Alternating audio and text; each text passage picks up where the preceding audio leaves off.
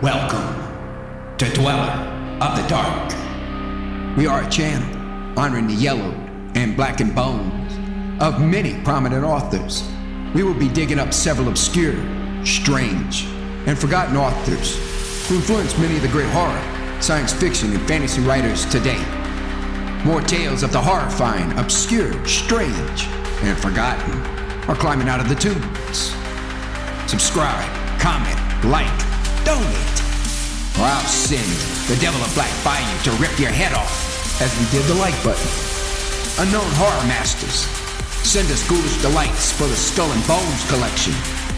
Your pound of writer's flesh will feed our ghouls for now. Books, albums, websites in the links below. Children of Horror, Legion of Ghouls. The Christmas Banquet by Nathaniel, Hawthorne.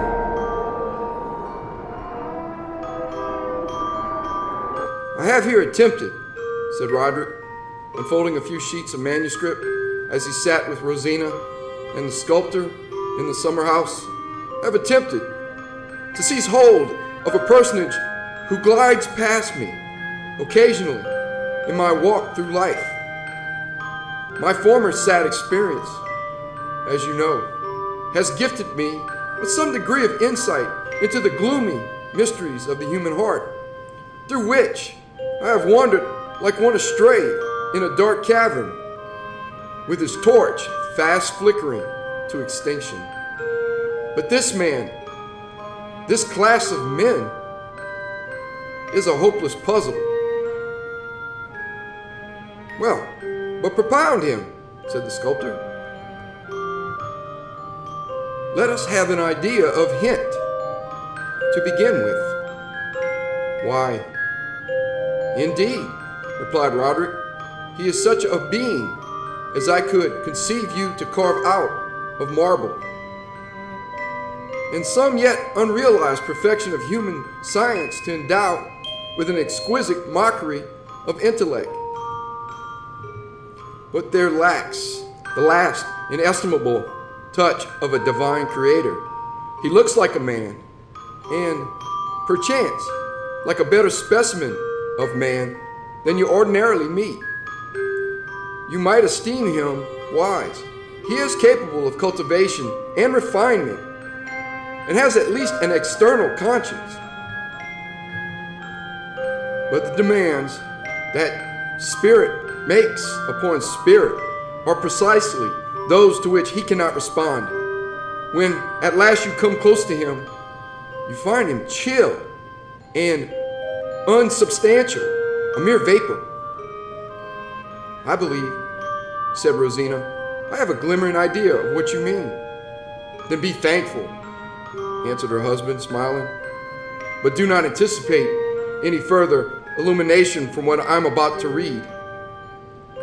I have here imagined such a man to be what probably he never is, conscious of the deficiency in his spiritual organization.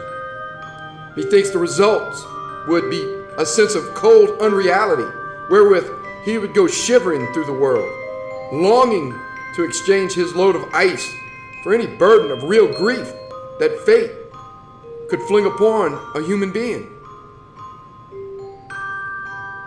Contenting himself with this preface, Roderick began to read. In a certain old gentleman's last will and testament, there appeared a bequest, which, as his final thought and deed, was singularly in keeping with a long life of melancholy eccentricity. He devised a considerable sum for establishing a fund, the interest of which was to be expended annually forever in preparing a Christmas banquet for 10 of the most miserable persons that could be found. It seemed not to be the testator's purpose to make these half a score of sad hearts merry, but to provide that the stern or fierce expression of human discontent should not be drowned, even for that one holy and joyful day, amid the acclamations of festal gratitude which all Christendom sends up, and he desired, likewise, to perpetuate his own remonstrance against the earthly course of providence, and his sad and sour dissent from those systems of religion or philosophy which either find sunshine in the world or draw it down from heaven. The task of inviting the guest, or of selecting among such as might advance their claims to partake of this dismal hospitality, was confided to the 2 trustees or stewards of the fund. These gentlemen, like their deceased friend, were somber humorists who made it their principal occupation to number the sable threads in the web of human life and drop all the golden ones out of the reckoning. They performed their present office with integrity and judgment. The aspect of assembled company on the day of the first festival might not, it is true, have satisfied every beholder that these were, especially the individuals, chosen forth from all the world, whose griefs were worthy to stand as indicators of the mass of human suffering.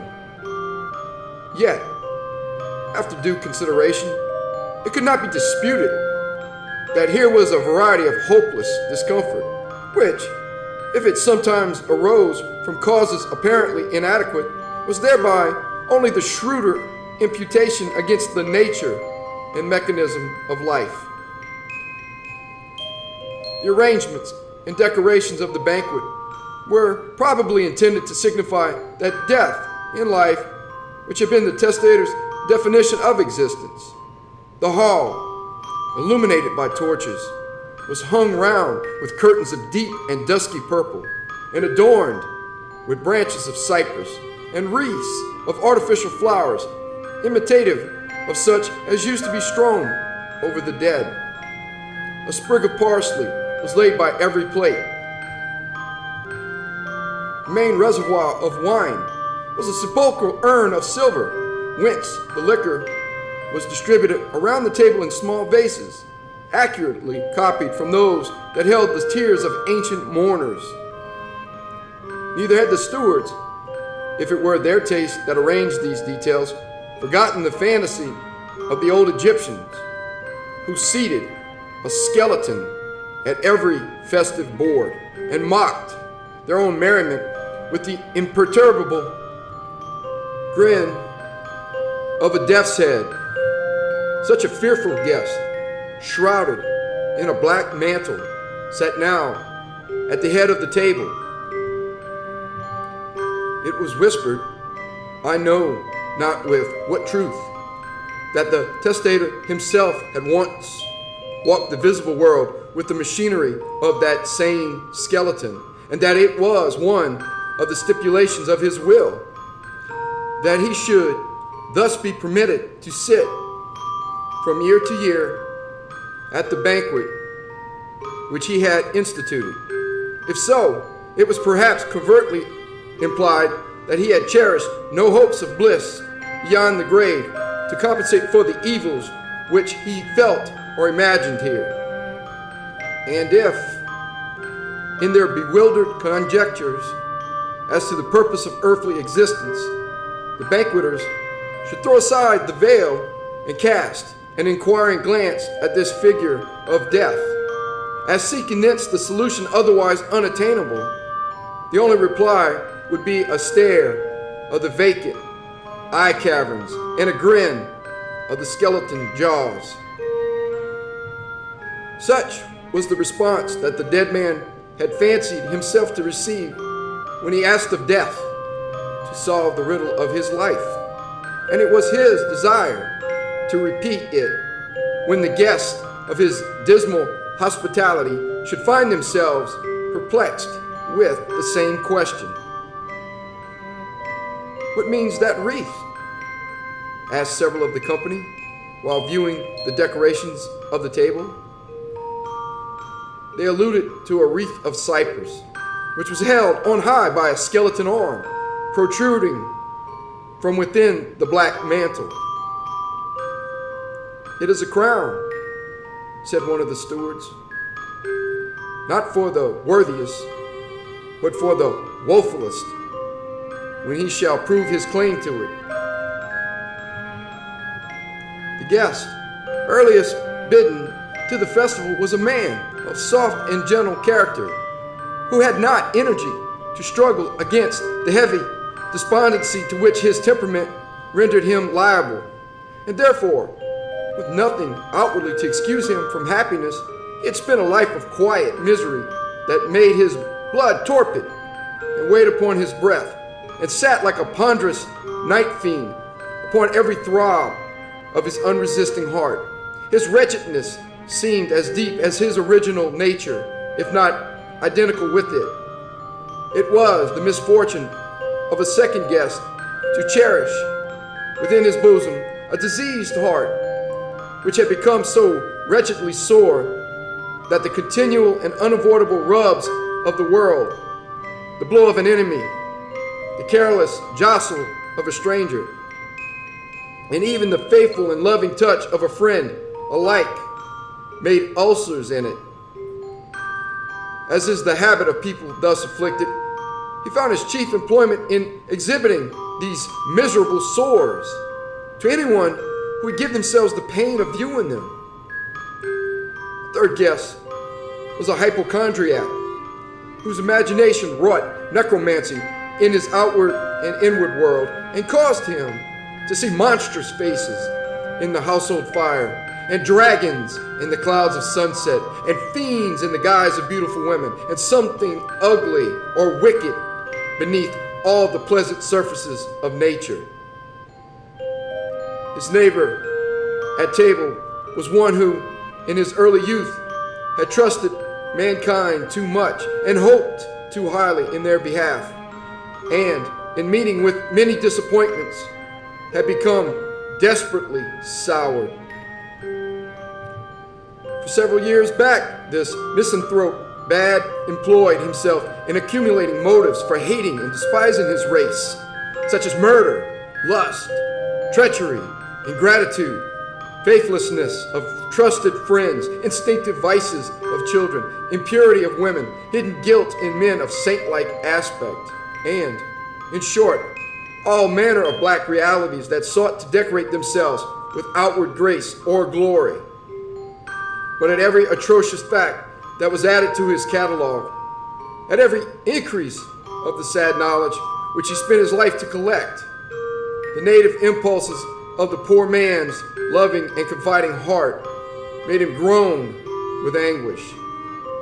Next, with his heavy brow bent downward, there stole into the hall a man naturally earnest and impassioned, who, from his immemorial infancy, had felt the consciousness of a high message to the world, but, essaying to deliver it, had found either no voice or form of speech, or else no ears to listen.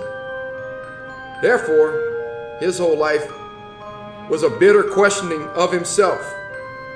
Why have not men acknowledged my mission? Am I not a self-deluding fool? What business have I on earth? Where is my grave? Throughout the festival he quaffed frequent draughts from the sepulchral urn of wine, hoping thus to quench the celestial fire that tortured his own breast and could not benefit his race.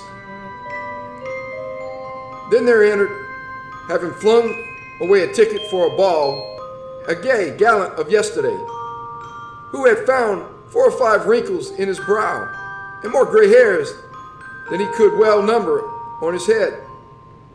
Endowed with sense and feeling, he had nevertheless spent his youth in folly, but had reached at last that dreary point in life where folly quits us of her own accord, leaving us to make friends with wisdom if we can. Thus, cold and desolate, he had come to seek wisdom at the banquet, and wondered if the skeleton were she. To eke out the company, the stewards had invited a distressed poet from his home in the almshouse, and a melancholy idiot from the street corner. The latter had just a glimmering of sense that was sufficient to make him conscious of a vacancy, which the poor fellow, all his life long, had mistily sought to fill up with intelligence, wandering up and down the streets and groaning miserably because his attempts were ineffectual. The only lady in the hall was one who had fallen short of absolute and perfect beauty, merely by the trifling defect of a slight cast in her left eye.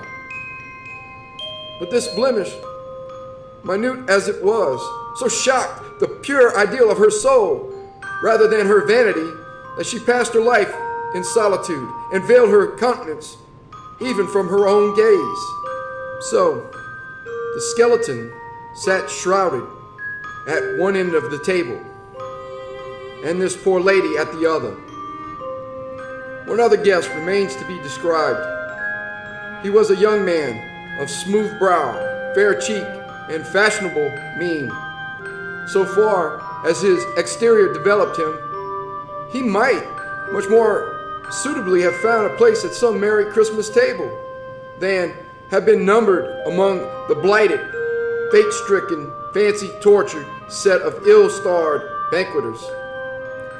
Murmurs arose among the guests as they noted the glance of general scrutiny which the intruder threw over his companions. What had he to do among them? Why did not the skeleton of the dead founder of the feast unbend its rattling joints, arise, and motion the unwelcome stranger from the board? Shameful, said the morbid man, while a new ulcer broke out in his heart. He comes to mock us. We shall be the jest of his tavern friends. Aye, he will make a farce of our miseries and bring it out upon the stage.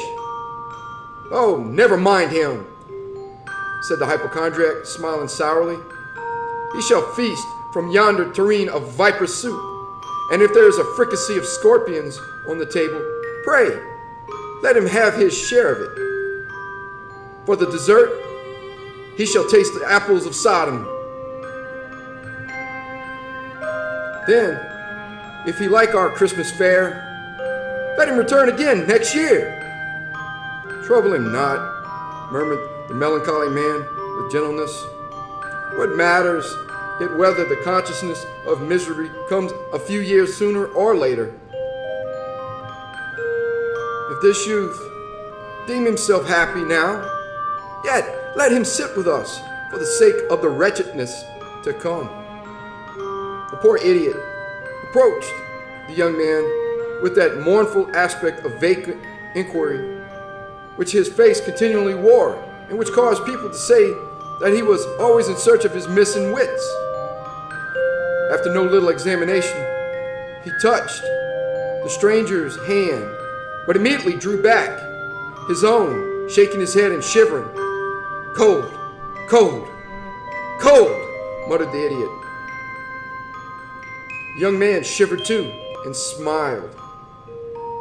Gentlemen, and you, madam, said one of the stewards of the festival, do not conceive so ill either of our caution or judgment as to imagine that we have admitted this young stranger, Gervase Hastings by name, without a full investigation and thoughtful balance of his claims.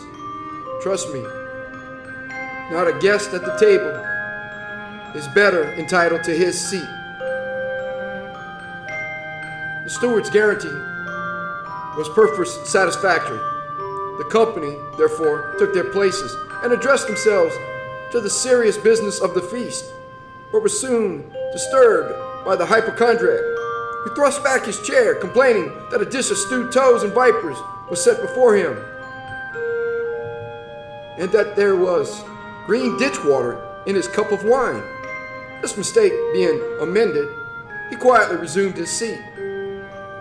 The wine, as it flowed freely from the sepulchral urn, seemed to come imbued with all gloomy inspirations,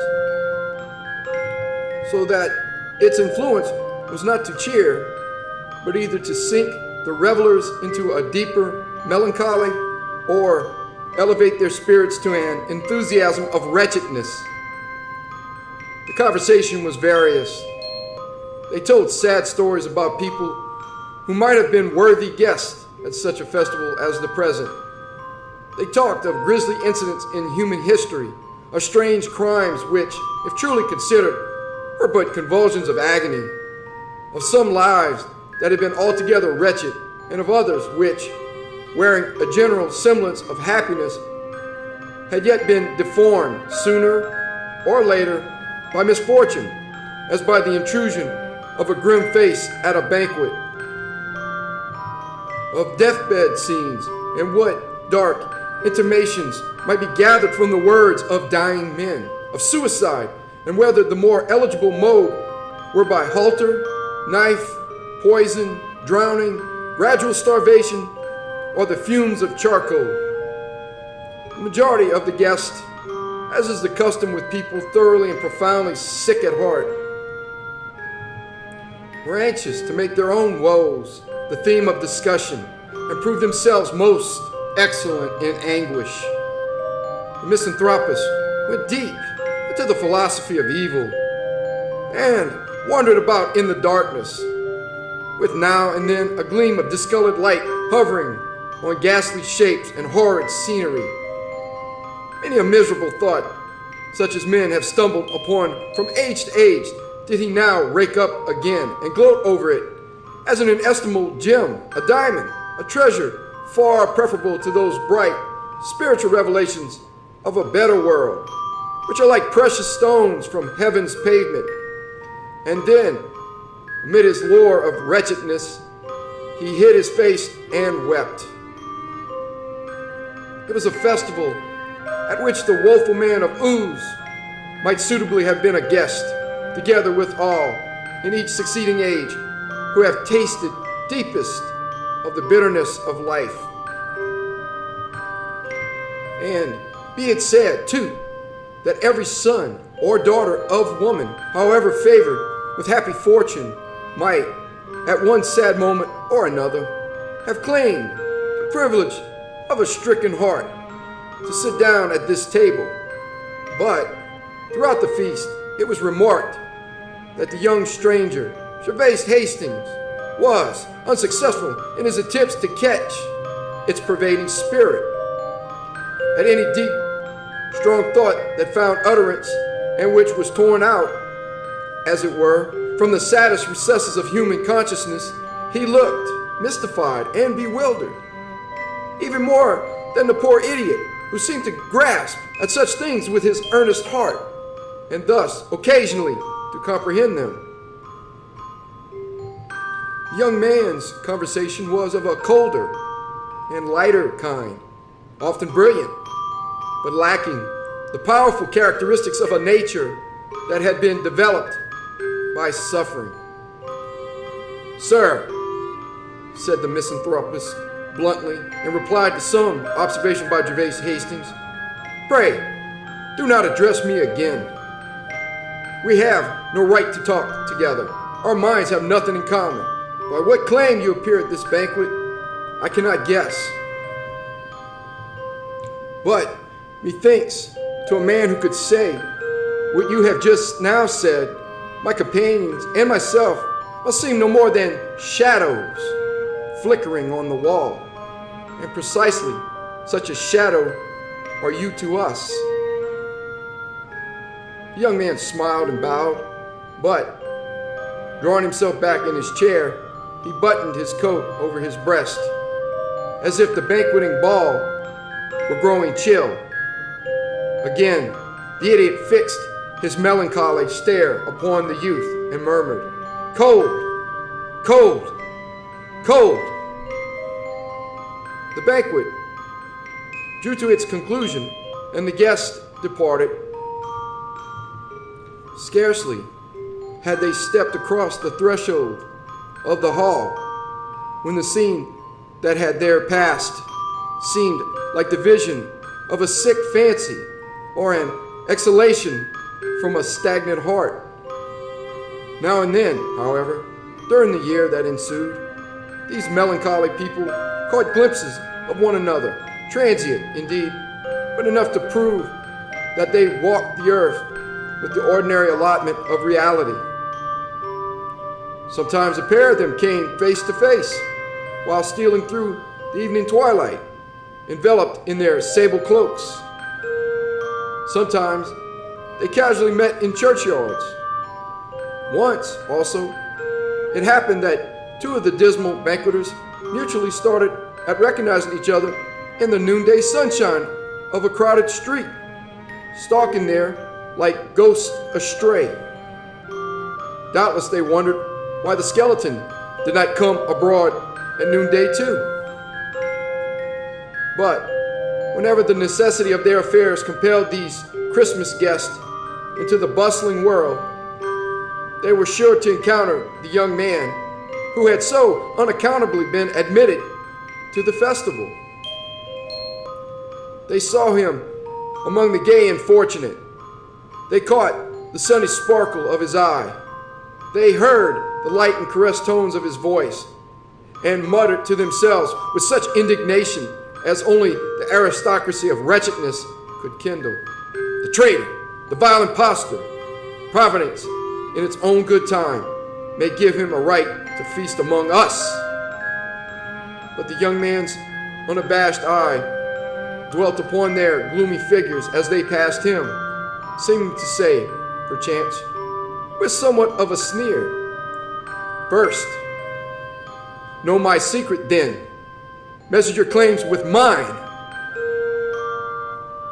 The step of time stole onward, and soon brought Merry Christmas round again, with glad and solemn worship in the churches, and sports, games, festivals, and everywhere the bright face of joy beside the household fire. Again, likewise the hall, with its curtains of dusky purple, was illuminated by the death torches gleaming on the sepulchral decorations of the banquet. The veiled skeleton sat in state, lifting the cypress wreath above its head as the guerdon of some guest illustrious in the qualifications which there claimed precedence. As the stewards deemed the world inexhaustible in misery and were desirous of recognizing it in all its forms, they had not seen fit to reassemble the company of the former year. New faces now threw their gloom across the table. There was a man of nice conscience who bore a bloodstain in his heart, the death of a fellow creature, which, for his more exquisite torture, had chanced with such a peculiarity of circumstances that he could not absolutely determine whether this will had entered into the deed or not. Therefore, his whole life was spent in the agony of an inward trial for murder, with the continual sifting of the details of his terrible calamity, until his mind had no longer any thought, nor his soul any emotion disconnected with it. There was a mother too, mother once, but a desolation now, who, many years before, had gone out on a pleasure party and, returning, found her infant smothered in its little bed. And ever since, she has been tortured with the fantasy that her buried baby lay smothering in its coffin. Then there was an aged lady who had lived from time immemorial, with a constant tremor quivering through her frame. It was terrible to discern her dark shadow tremulous upon the wall. Her lips likewise were tremulous, and the expression of her eyes seemed to indicate that her soul was trembling too. Owing to the bewilderment and confusion which made almost a chaos of her intellect, it was impossible to discover what dire misfortune had thus shaken her nature to its depths, so that the stewards had admitted her to the table, not from any acquaintance with her history, but on the safe testimony of her miserable aspect. Some surprise was expressed at the presence of a bluff, red-faced gentleman, a certain Mr. Smith, who had evidently the fat of many a rich feast within him, and the habitual twinkle of whose eye betrayed a disposition to break forth into uproarious laughter for little cause or none.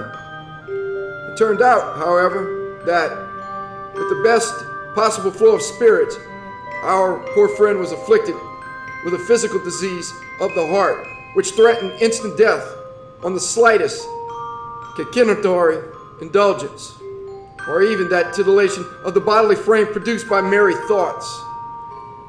In this dilemma, he had sought admittance to the banquet on the ostensible plea of his irksome and miserable state, but in reality, with the hope of imbibing a life-preserving melancholy. A married couple had been invited from a motive of bitter humor, it being well understood that they rendered each other unutterably miserable whenever they chanced to meet, and therefore must necessarily be fit associates at the festival. In contrast with these was another couple still unmarried who had interchanged their hearts in early life, but had been divided by circumstances as impalpable as morning mist, and kept apart so long that their spirits now found it impossible to meet. Therefore, yearning for communion, yet shrinking from one another and choosing none beside, they felt themselves companionless in life and looked upon eternity as a boundless desert. Next to the skeleton sat a mere son of earth, a hunter of the exchange, a gatherer of shining dust, a man whose life's record was in his ledger, and whose soul's prison house, the vaults of the bank where he kept his deposits. This person had been greatly perplexed at his invitation, deeming himself one of the most fortunate men in the city. But the stewards persisted in demanding his presence, assuring him that he had no conception how miserable he was. And now appeared a figure which we must acknowledge as our acquaintance of the former festival. It was Gervais Hastings, whose presence had then caused so much question and criticism, and who now took his place with the composure of one whose claims were satisfactory to himself and must needs be allowed by others. Yet his easy and unruffled face betrayed no sorrow. The well-skilled beholders gazed a moment into his eyes and shook their heads. To miss the unuttered sympathy, the countersign never to be falsified, of those whose hearts are cavern mouths through which they descend into a region of illimitable woe and recognize other wanderers there. "Who is this youth?" asked the man with a bloodstain on his conscience. "Surely he has never gone down into the depths. I know all the aspects of those who have passed through the dark valley. By what right is he among us?" "Ah, it is a sinful thing to come hither without a sorrow," murmured the aged lady in accents that partook of the eternal tremor which pervaded her whole being. "Depart, young man. Your soul has never been shaken, and therefore I tremble so much the more to look at you." "His soul shaken? No, I'll answer for it," said bluff Mr. Smith, pressing his hand upon his heart and making himself as melancholy as he could, for fear of a fatal explosion of laughter. "I know the lad well. He has as fair prospects as any young man about town, and has no more right among us miserable creatures than the child unborn. He never was miserable, and probably never will be." "Our honored guest," interposed the stewards, "pray have patience with us, and believe, at least, that our deep veneration for the sacredness of this solemnity would preclude any willful violation of it. Receive this young man to your table. It may not be too much to say that no guest here would exchange his own heart for the one that beats within that youthful bosom." I'd call it a bargain, and gladly too, muttered Mr. Smith, with a perplexing mixture of sadness and mirthful conceit. Plague upon their nonsense. My own heart is the only really miserable one in the company. It will certainly be the death of me at last. Nevertheless, as on the former occasion, the judgment of the stewards being without appeal, the company sat down. The obnoxious guest made no more attempt to obtrude his conversation on those about him, but appeared to listen to the table talk with peculiar assiduity, as if some inestimable secret, otherwise beyond his reach, might be conveyed in a casual word. And in truth, to those who could understand and value it, there was rich matter in the upgushings and outpourings of these initiated souls to whom sorrow had been a talisman, admitting them into spiritual depths which no other spell can open. Sometimes, out of the midst of densest gloom, there flashed a momentary radiance, pure as crystal, bright as the flame of stars, and shedding such a glow upon the mysteries of life that the guests were ready to exclaim, "Surely the riddle is on the point of being solved." At such illuminated intervals, the saddest mourners felt it to be revealed that mortal griefs are but shadowy and external, no more than the sable robes voluminously shrouding a certain divine reality, and thus indicating what might otherwise be altogether invisible to mortal eye. "Just now," remarked the trembling old woman, "I seemed to see beyond the outside, and then my everlasting tremor passed away. Would that I could dwell always in these momentary gleams of light," said the man of stricken conscience. "Then the bloodstain in my heart would be washed clean away." This strain of conversation appeared so unintelligibly absurd to good Mr. Smith that he burst into precisely the fit of laughter which his physicians had warned him against, as likely to prove instantaneously fatal. In effect, he fell back in his chair a corpse, with a broad grin upon his face, while his ghost, perchance, remained beside it, bewildered at its unpremeditated exit. This catastrophe, of course, broke up the festival. "How is this? You do not tremble," observed the tremulous old woman to Gervais Hastings, who was gazing at the dead man with singular intentness. "Is it not awful to see him so suddenly vanish out of the midst of life? This man of flesh and blood, whose earthly nature was so warm and strong? There is a never-ending tremor in my soul, but it trembles afresh at this. And you are calm. Would that he could teach me somewhat," said Gervais Hastings, drawing a long breath. "Men pass before me like shadows on the wall. Their actions, passions, feelings are flickerings of the light, and then they vanish.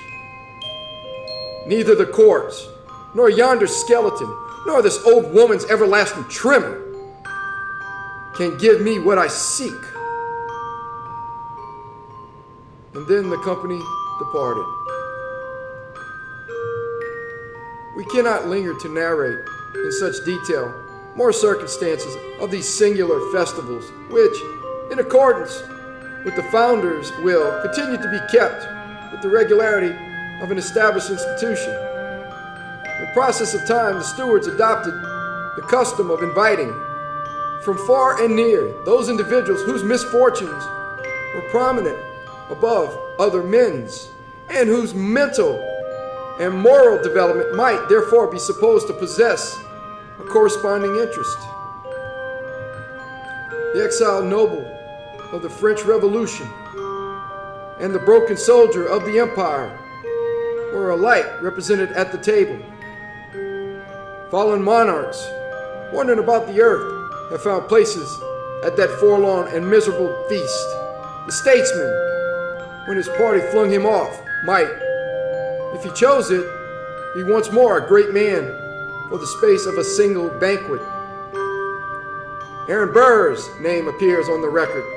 It appeared when his ruin, the profoundest and most striking, with more of moral circumstance in it than that of almost any other man, was complete in his lonely age. Stephen Guard, when his wealth weighed upon him like a mountain, once sought admittance of his own accord. It is not probable, however, that these men had any lesson to teach in the lore of discontent and misery, which might not equally well have been studied in the common walks of life.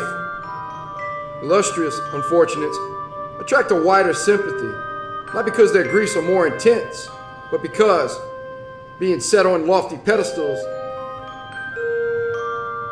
they the better serve mankind as instances and bywords of calamity.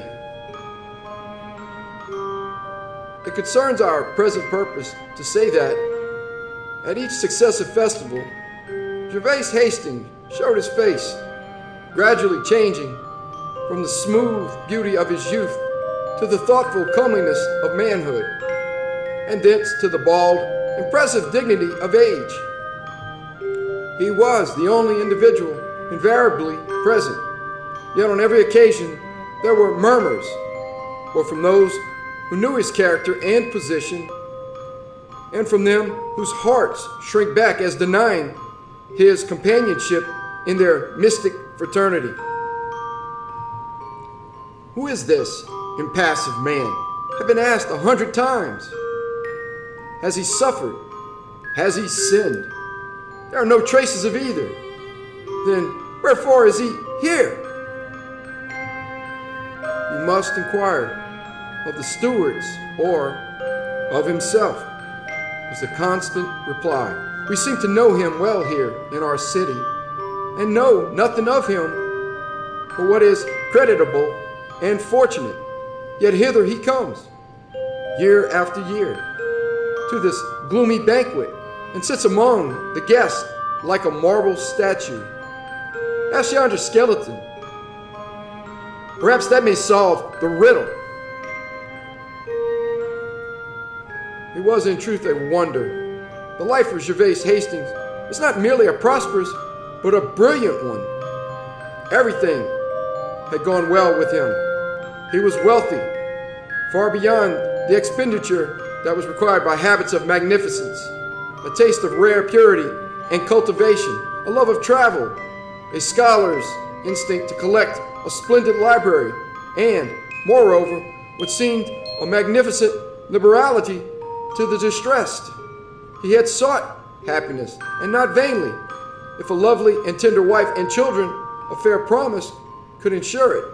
He had, besides, ascended above the limit which separates the obscure from the distinguished, and had won a stainless reputation in affairs of the widest public importance. Not that he was a popular character, or had within him the mysterious attributes which are essential to that species of success.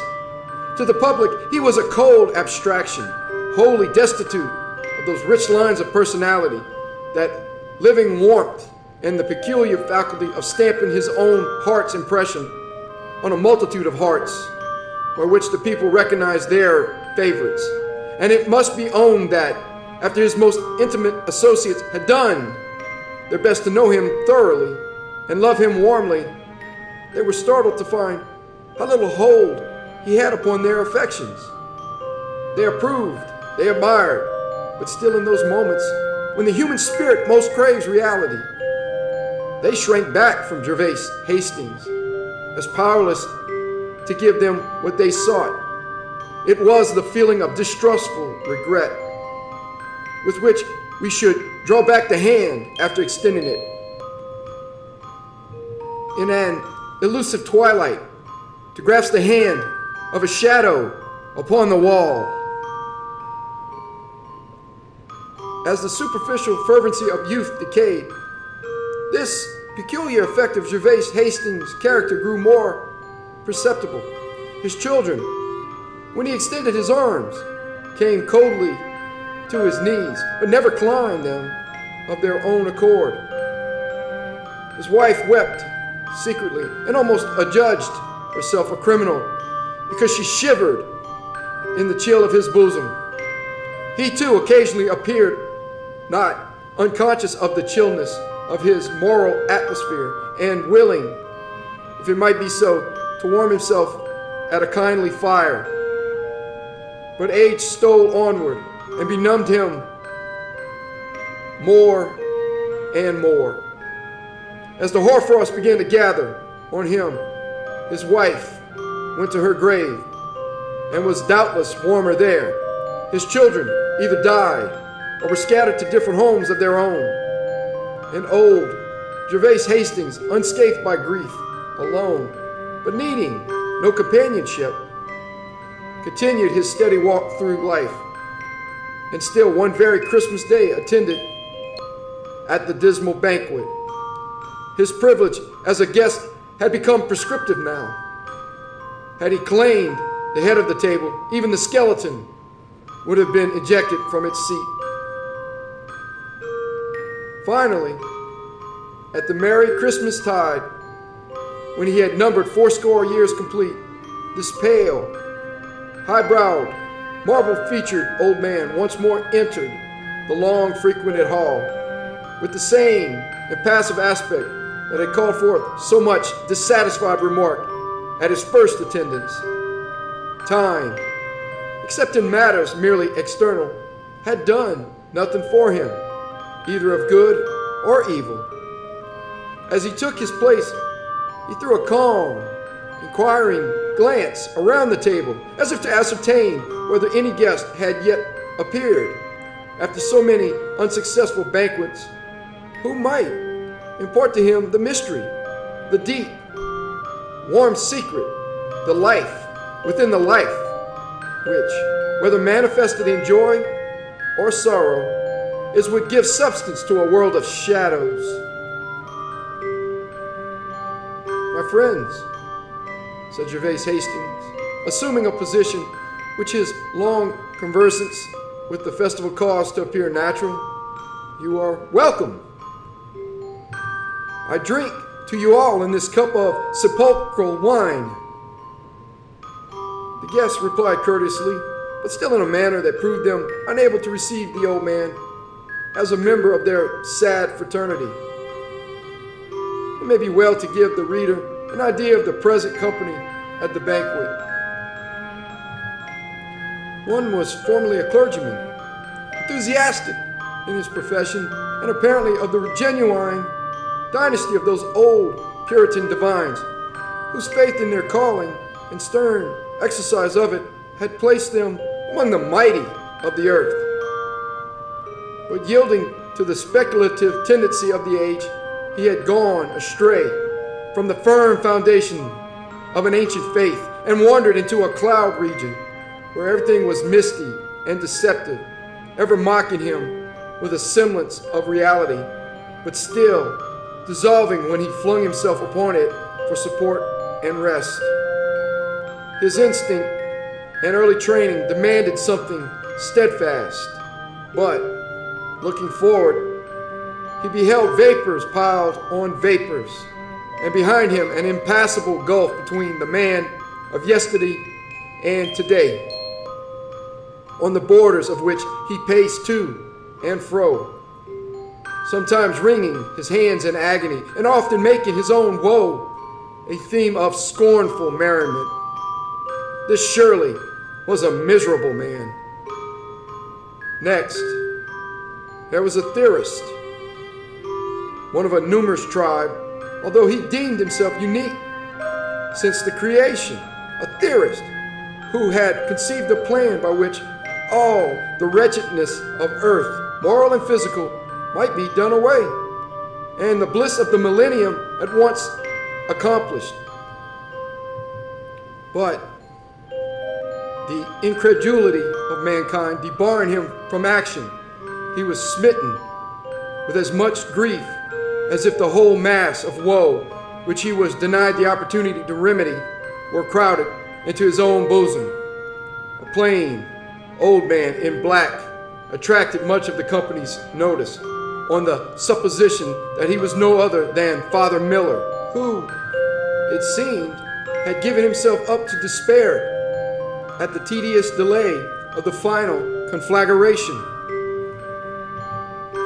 Then there was a man distinguished for native pride and obstinacy, who, a little while before, had possessed immense wealth and held the control of a vast moneyed interest which he had wielded in the same spirit as a despotic monarch would yield the power of his empire, carrying on a tremendous moral warfare, the roar and tremor of which was felt at every fireside in the land. At length came a crushing ruin, a total overthrow of fortune, power, and character, the effect of which on his imperious and in many respects noble and lofty nature might have entitled him to a place not merely at our festival, but among the peers of pandemonium. There was a modern philanthropist who had become so deeply sensible of the calamities of thousands and millions of his fellow creatures and of the impracticableness of any general measures for their relief, that he had no heart to do what little good lay immediately within his power, but contented himself with being miserable for sympathy. Near him sat a gentleman in a predicament hitherto unprecedented, but of which the present epoch probably affords numerous examples. Ever since he was of capacity to read a newspaper, this person had prided himself on his consistent adherence to one political party, but in the confusion of these latter days had got bewildered and knew not whereabouts his party was. This wretched condition, so morally desolate and disheartening to a man who has long accustomed himself to merge his individuality in the mass of a great body, can only be conceived by such as have experienced it. His next companion was a popular orator who had lost his voice and, as it was pretty much all that he had to lose, had fallen into a state of hopeless melancholy. The table was likewise graced by two of the gentler sex, one a half-starved, consumptive seamstress, representative of thousands just as wretched, the other a woman of unemployed energy who found herself in the world with nothing to achieve, nothing to enjoy, and nothing even to suffer. She had, therefore, driven herself to the verge of madness by dark breedings over the wrongs of her sex and its exclusion from a proper field of action. The role of guest being thus complete, a side table had been set for 3 or 4 disappointed office seekers, with hearts as sick as death, whom the stewards had admitted partly because their calamities really entitled them to entrance here, and partly that they were in especial need of a good dinner. There was likewise a homeless dog with his tail between his legs, licking up the crumbs and gnawing the fragments of the feast. Such a melancholy cur as one sometimes sees about the streets without a master, and willing to follow the first that will accept his service. In their own way, these were as wretched a set of people as ever had assembled at the festival. There they sat, with the veiled skeleton of the founder holding aloft the cypress wreath at one end of the table, and at the other, wrapped in furs, the withered figure of Gervase Hastings, stately, calm, and cold, impressing the company with awe.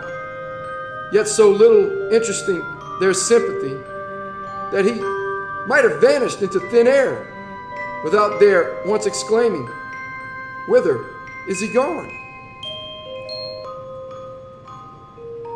"Sir," said the philanthropist, addressing the old man, "you have been so long a guest at this annual festival and have thus been conversant with so many varieties of human affliction that, not improbably, you have thence derived some great and important news. How blessed were your lot could you reveal a secret by which all this mass of woe might be removed." "I know of but one misfortune," answered Gervais Hastings quietly, "and that is my own." "Your own?" rejoined the philanthropist. "And looking back on your serene and prosperous life, how can you claim to be the sole unfortunate of the human race?" "You will not understand it," replied Gervais Hastings feebly, and with a singular inefficiency of pronunciation and sometimes putting one word for another. "None have understood it, not even those who experience the like. It is a chillness, a want of earnestness, a feeling as if what should be my heart were a thing of vapor, a haunting perception of unreality, thus seeming to possess all that other men have, all that men aim at. I have really possessed nothing, neither joy nor griefs.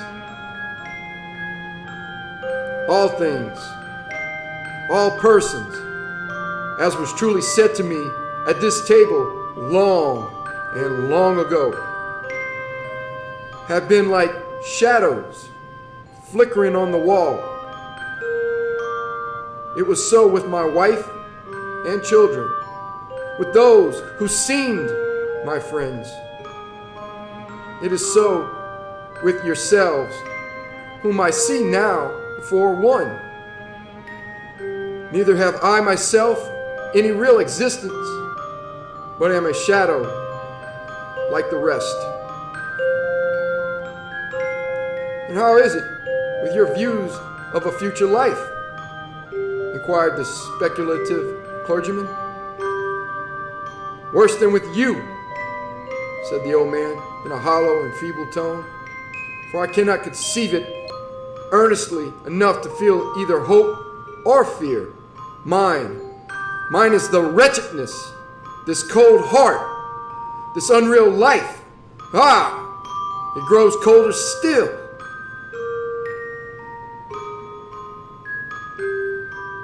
It so chanced that at this juncture, the decayed ligaments of the skeleton gave way, and the dried bones fell together in a heap, thus causing the dusky wreath of cypress to drop upon the table.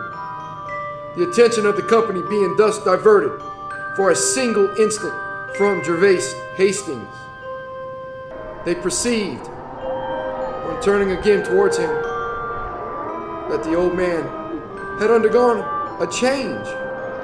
His shadow had ceased to flicker on the wall.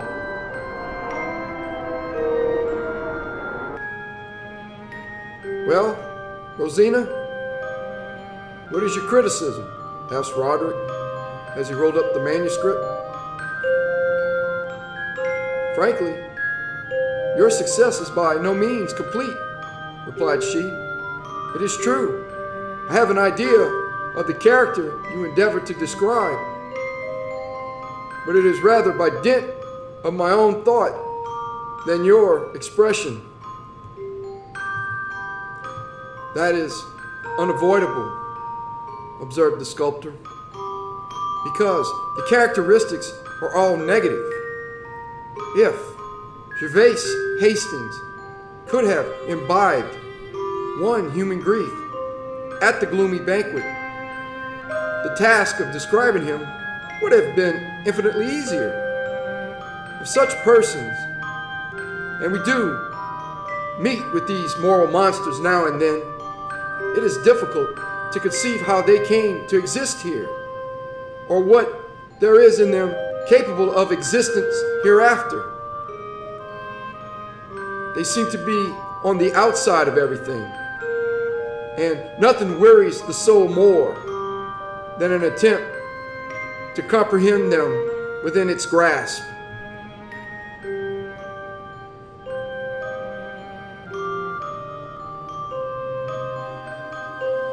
Thank you for listening.